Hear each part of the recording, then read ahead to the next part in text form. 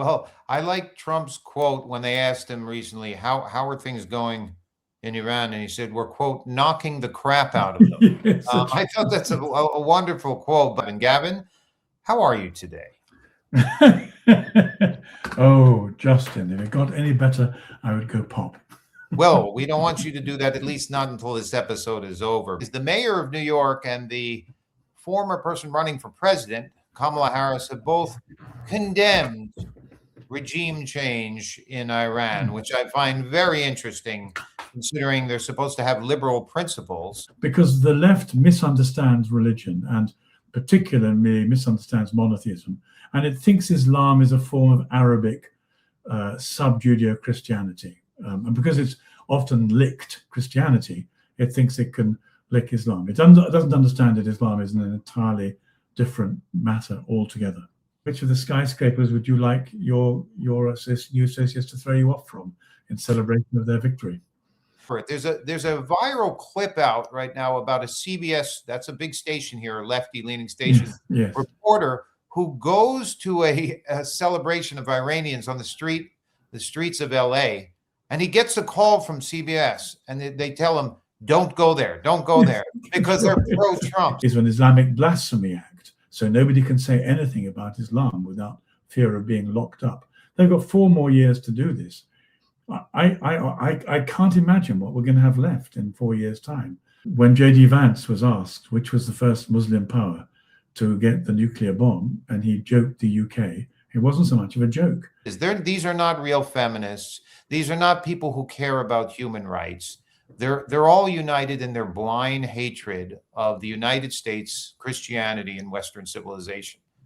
Whether or not you believe in Jesus, if you don't hold on to absolute values, other people will impose their absolute values on you. And that's the fight that we have at the moment.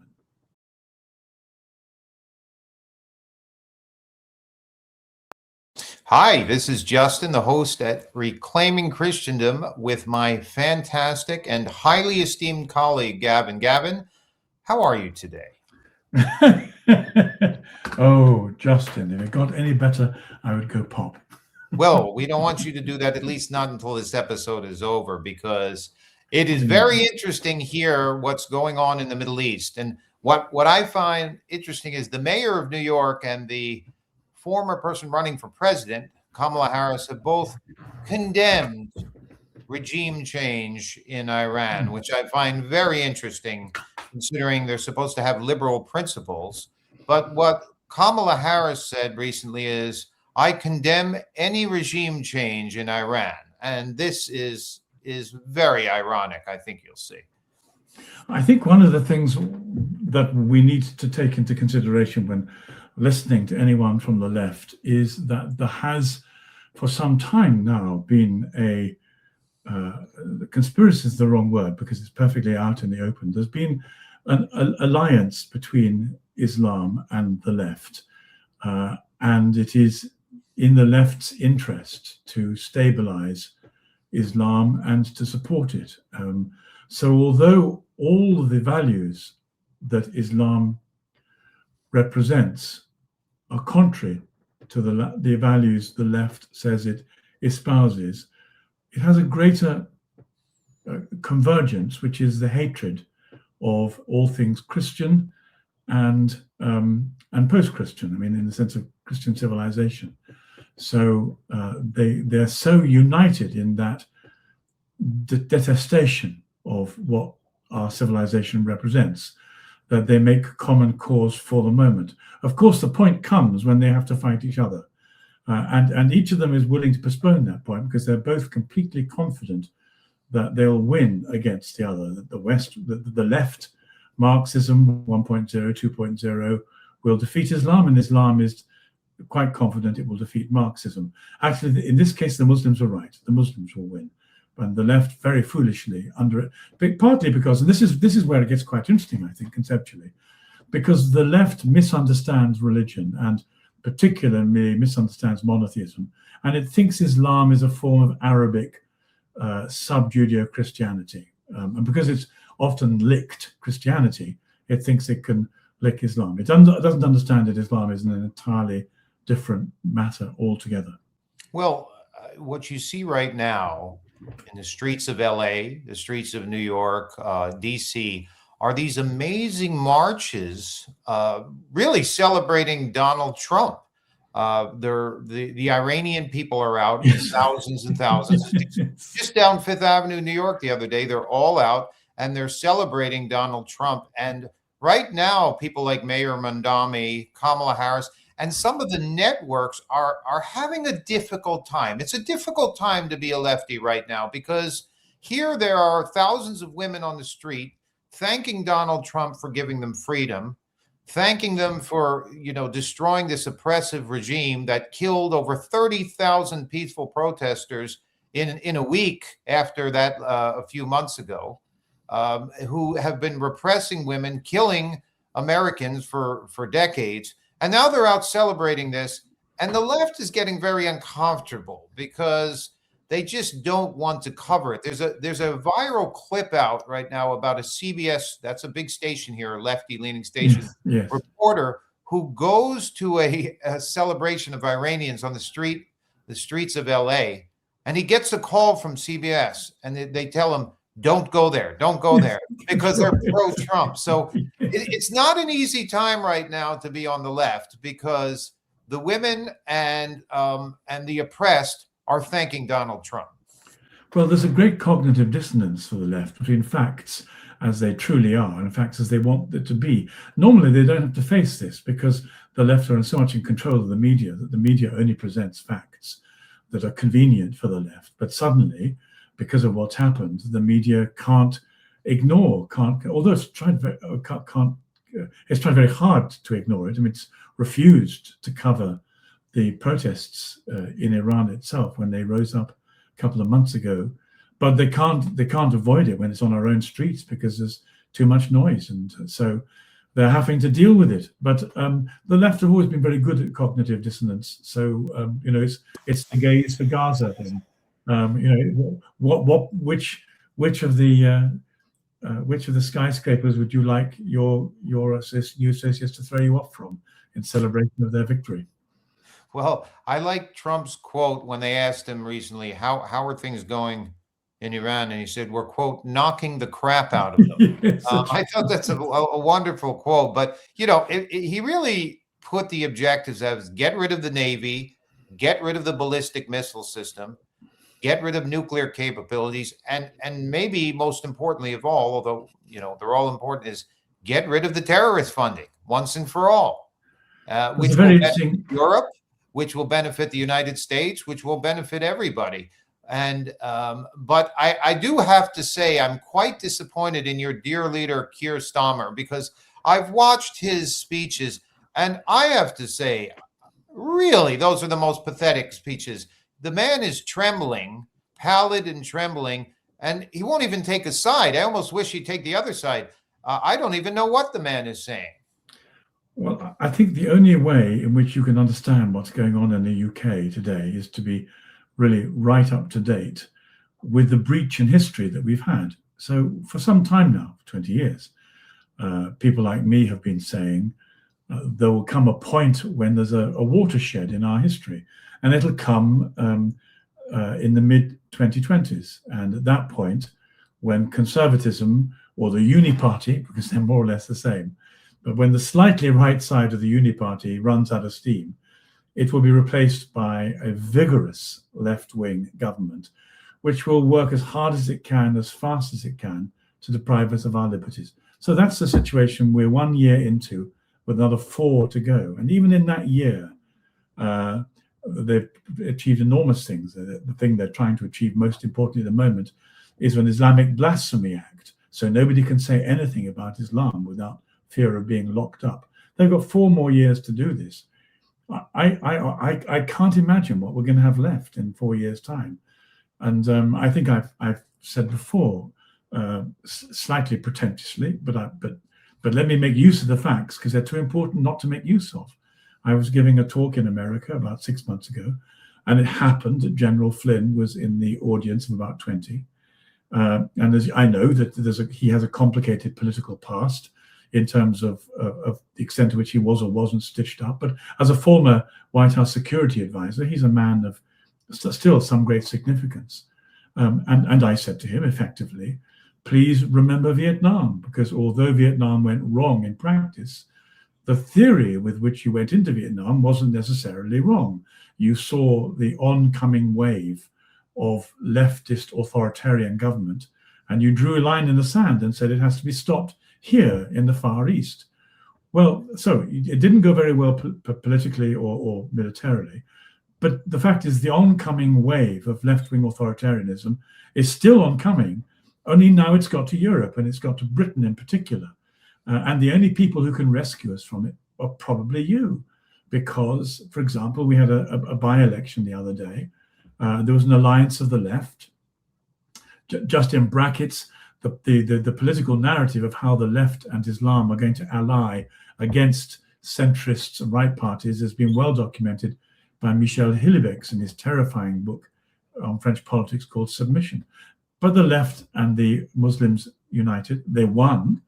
But they did so by postal voting, by group voting, by family voting. They did it by, I think I have to say allegedly, but I don't care if I say it a lot, breaking the law.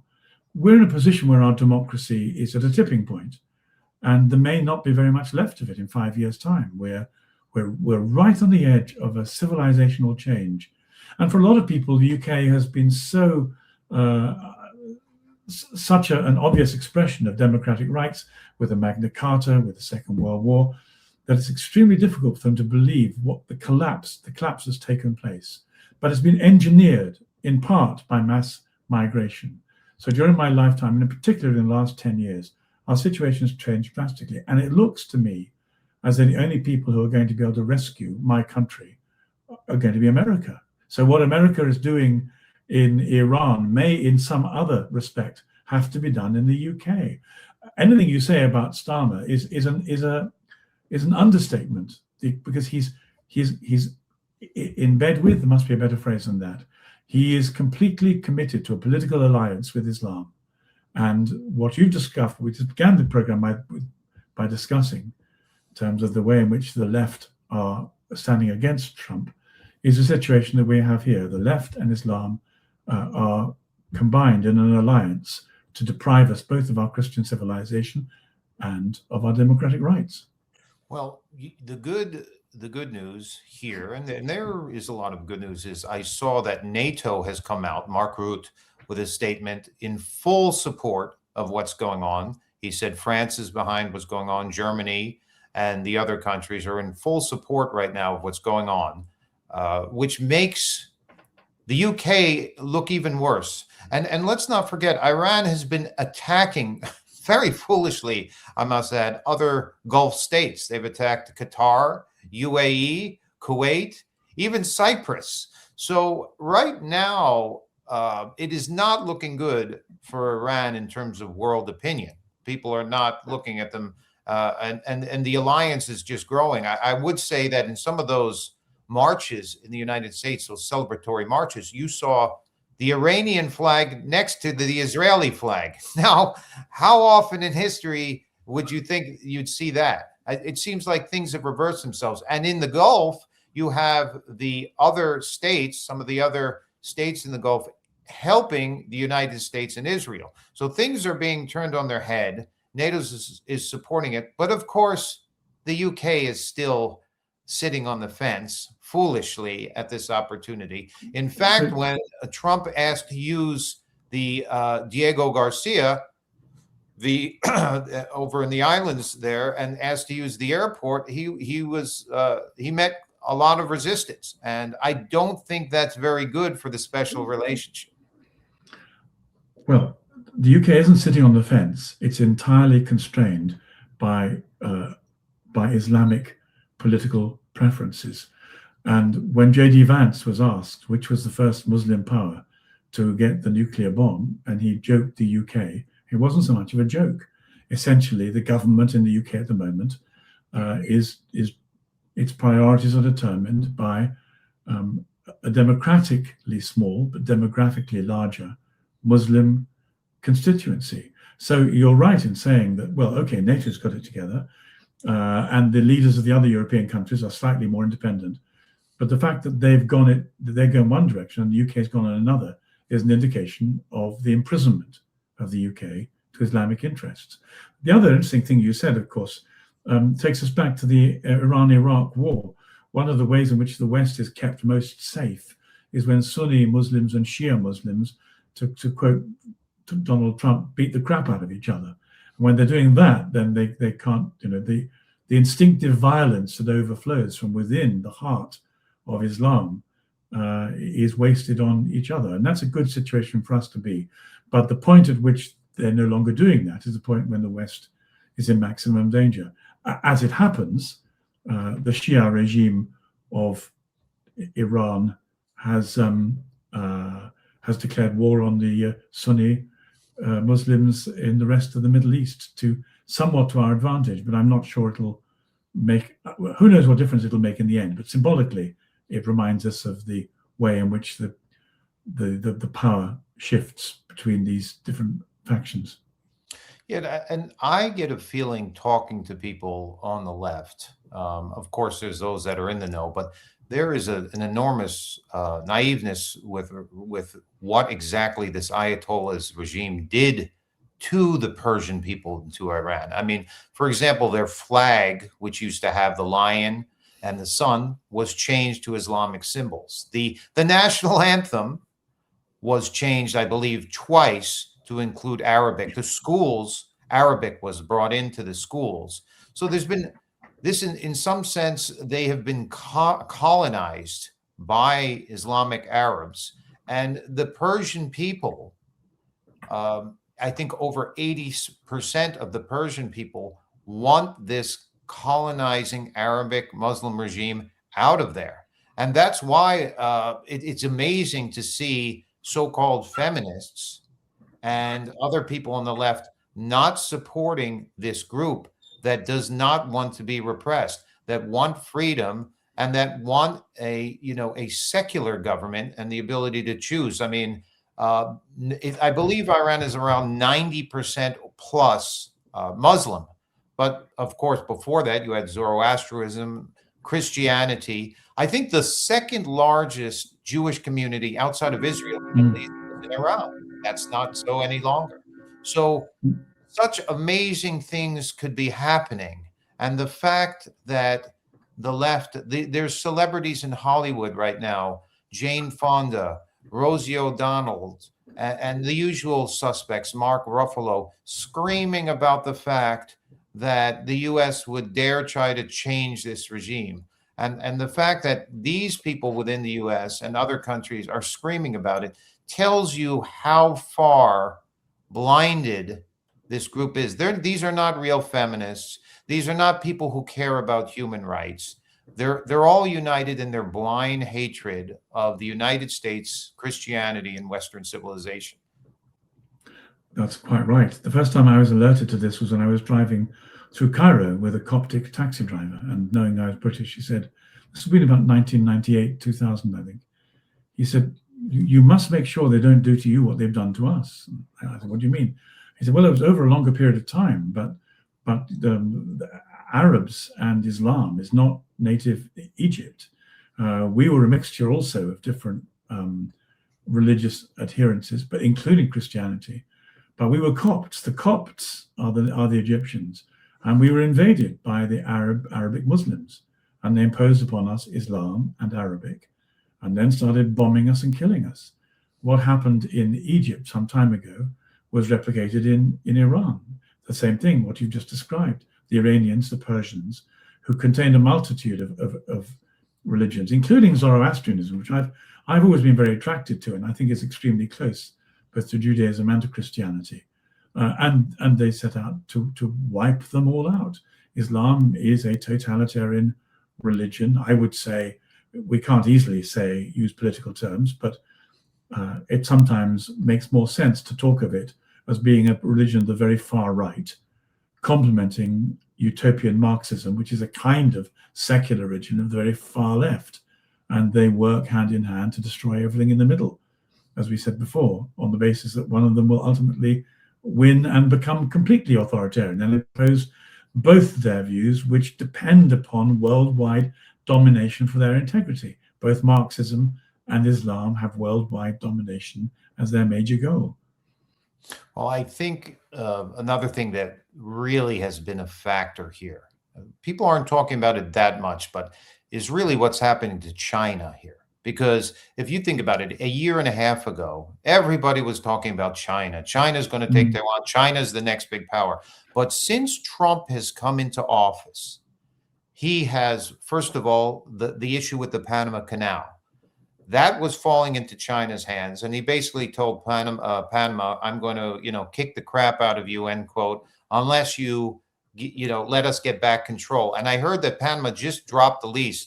Chinese companies controlled the Atlantic and the Pacific entrances, the canal. They're out now. So now the U.S. has back control of Panama Canal. You have Venezuela, where that was China's hangout in the Middle East. That's where they got their oil. I remember that before our attack on Venezuela, 3 hours before, there were a bunch of Chinese diplomats over there. Now they're gone. Their connection to Venezuela is gone. Then you have the tariffs. Trump has put on these large tariffs, which have really hurt China. But the biggest blow to China, and notice they've remained silent because they have to, but has been the fourth and biggest blow has been Iran. Because they have, even with the international sanctions, they have been buying oil at cheap prices off of Iran, and they only sell it using Chinese currency. Because another big plan of Iran, of China, was to get rid of the U.S. dollar. So they've been buying the Iranian oil using Chinese currency, which of course then flows back to China. And all of a sudden, in one day, this huge operation for China is destroyed. So this is very, very bad news for China. And I think that will have, for the Western civilization, for Europe and the United States, this is very good news. That's why 2 years ago, everybody was saying, Taiwan is next. We're in big trouble. China's taking over. You don't quite hear that as much right now. That's true. I mean, I'm not particularly well read when it comes to Chinese politics. I mean, I know as much as most people in the street do. But I think one of the lying partly behind what you said has been this corrosion of relativism. I'm a great fan of Trump. People suffering from Trump, what's it? Derangement syndrome. Derangement, thank you. Trump derangement syndrome. They assume that we see things in Trump they've been taught to see there, but I don't believe are there. One of my great reasons for supporting him is because he's not been bought. He's too rich and too independent to have been bought by political interests. And the whole of his life, he has been adhering to the same values. I watched the other day a clip of him during the hostage crisis under Carter. So he was a young man, I suppose about 35, maybe 30, being interviewed on CBS, somewhere like that. And he was saying this has happened because the Iranians don't respect the United States. If they respected us, if we weren't so weak and compromising, they wouldn't do this to any other country. Leaving that aside, what I want to suggest is that Trump has been consistent in his values, and in those days he looked like a playboy with a political conscience. He was a playboy. He was very rich, but he had a political conscience, and that conscience has developed. I think one of the reasons why he's so important is because he's an antidote to relativism. If you buy into this terrible, terrible philosophy, there is no God, there are no absolutes, there are no absolute moral touchstones, then everything else is as good as it is, and everything else has equal merit. But the fact is, the only people who have an advantage from that are, again, the Islamists and the Marxists, because they pretend to believe it, but they don't believe it. It's only the liberal idiots in the West who think it might be true, but they don't think through the thing. And so Trump has quite rightly said, I'm determined to defend my values in the same way that the Muslims are defending their values and the Marxists are defending their values. We will defend ours too. And then let's see where we get. This is such a shock to our civilization.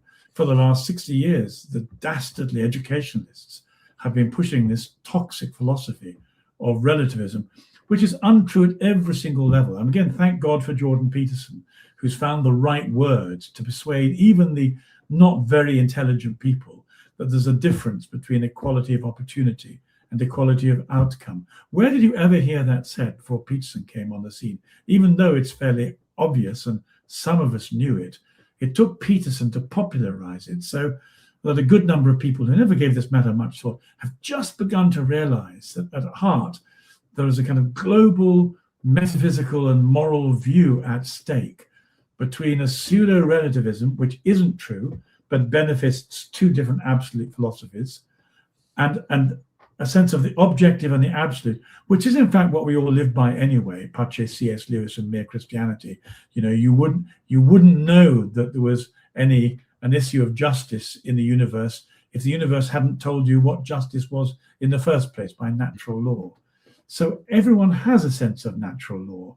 And what the left have been trying to do through education is to eradicate that sense of natural. We do believe in justice. We do believe in mercy. We do believe in forgiveness. These are absolute values, not relativist ones. And we need to regain one of the gifts that Christianity has to give to our civilization, whether or not you believe in Jesus. I don't know how people don't believe in him, but whether or not you believe in Jesus, if you don't hold on to absolute values, other people will impose their absolute values on you. And that's the fight that we have at the moment. Yeah, and I have to say, I have mixed opinions on Nigel Farage in your country, but he did come out immediately and 100% support this operation. So for all we're saying about him, I thought that was, you could call it savvy, wise, whatever, but I thought he did a good job in saying immediately, while Keir was mumbling some bizarre thing, I don't know what he was talking about, Nigel said, this is a good operation. This regime needs to be changed, and I think that was a very wise move by him. How was that received over there? Well, he has a very bad press outside the exception of GB News, which gives him a platform. So people generally don't receive Nigel Farage very well because he's always misreported by the mainstream media. But things are changing really quite fast. And his reputation is growing, I think, in the streets. The extent to which it grows, will it grow sufficiently to win the next election? Well, everything depends upon that it should. Will the right be split because of the admirable Rupert Lowe saying things that are even more true than Nigel says? We don't know. But the issue for us in terms of our politics is which split will be worse, the one on the left or the one on the right? Wherever it's least worse, they will win. So we have a difficulty here because the right is split, but we will be destroyed if we can't mend that split somehow. Well, yeah, and I do agree with you in that. I feel there's been a lot of bad news for the last 10, 15 years. But lately, I'm feeling some winds of change blowing. It's easy to just say that, and it's something minor. But I do feel, especially since Trump came into office, that there is some change. And this action in the Middle East, to see the countries aligned, to see Israeli and Iranian flags marching together, to see Trump promoting Christianity. We talked about Nigeria and what's going on. And I do hope now with the new government, of course, it's always tricky. If you have a nation of 90 million people and you're trying to replace, you wonder who's going to come in. It's always tricky. But if a new government can come in, maybe the former prince, the son of the Shah, can come into Iran and open this up as a secular democracy, I think you're going to see the spread of Christianity in Iran. I think you're going to see an explosion of Christianity. I know there's already over 1 million Iranian Christians living there, and that's under that heavy repression. But I think with the new government, you're going to see a flourishing of Christianity in Iran, which Iran could become an enormous, enormous ally to the United States, Europe, Israel, and the rest. This could be a watershed moment. Well, I agree with you that the way we ought to see politics, this is a bit of a surprise to me, but it must be the case, just as you described. We ought to see it as a contest between the different religions, with the need for Christianity to be political, because if it isn't, it creates a vacuum which other philosophies will fill. And it's not attached to particular nations. For a long time now, the West has been the Christian voice. But as you say, the Holy Spirit doesn't favor one nation over another, perhaps with the exception of Israel. We could talk about that. That's going to be the new fighting point. And the fact that different nations are responding to Jesus and the Holy Spirit in different ways is, I think, part of the shift of geopolitical favor. But I don't know whether things are going to get better. There's some nasty time bombs around. I think it was, I forget which polling agency did it, but amongst Gen Z, there are a greater number who are in favor of Hamas, comparing Hamas to Israel, than Israel. So for the first time in American history, there's a generation that would prefer to see Hamas prevail over Israel than the other way around. Well, this is the up-and-coming generation. They've been got at by the media, by the left, by propaganda, the pro-Palestinian people, irrespective of the fact that Palestinians are trained to use their children as weapons of destruction. So America's got a problem in terms of the up-and-coming generation, unless it can do something about the way in which information and facts are disseminated. I believe one should be hopeful as a Christian, because all hope resides in Jesus and the eschatological hope of Christianity, where, as the book of the Apocalypse has it, good triumphs over evil. But I keep on being reminded as I look to the book of the Apocalypse that the road to that triumph of goodness over evil passes through Gethsemane and Calvary. I don't think that means that we can be particularly hopeful in terms of world politics as these forces play out in our generation. I'd love to think that what you say is correct, but I'm apocalyptically less optimistic than you are. Well, I do agree with you there, but I feel the mission always is to stay hopeful, realistic but hopeful, definitely. and to forge Definitely, ahead yeah. with full force. Yes, And and you full know, conviction. full Yeah, conviction, full force to fight the good fight, and yeah. then we can push up daisies knowing that we gave the full fight. And that's our mission here at Reclaiming Christendom. And I would Yeah. like to say to everybody listening, please don't forget to like and subscribe, as Gavin and I are doing our best to push Christianity and Christendom once again out through the Western civilization. And as you see, we've made some gains, and by supporting us, we can continue to do that. So I look forward, Gavin, next week to seeing you again. The world is a fast changing place, and I'm sure next week we'll have some new hot topics to cover. We will, and I'd like to say that I'm so proud to be associated with this venture. I mean, Justin, you dreamed it up, and you came to me and to a couple of others who are still in the pipeline to say let's do this thing. And it's precisely because, although there are other Catholic commentaries out there, and some very good ones, some less good ones, the extent to which we've agreed to focus on the great commitment of Catholicism to redeem society, politically, socially, ethically, artistically, culturally. That's been one of the great things that Catholicism in particular has brought. And if we can't find a way of renewing the church's capacity to re-envision our society, then that's where the whole project begins to fail. And there isn't really another platform with the same aims that we have. So I think I want to say, first of all, thank you to you, because you were the inspiring genius behind this beginning, but also thank you to those people who support us. And if you can both do the dreadful mantra, share, like, and subscribe.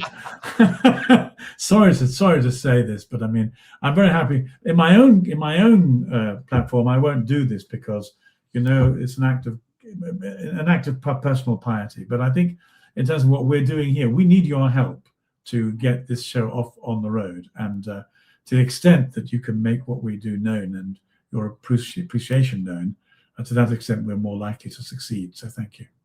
Thank you. God bless. And see you soon, Gavin. Take care. God bless. Oh.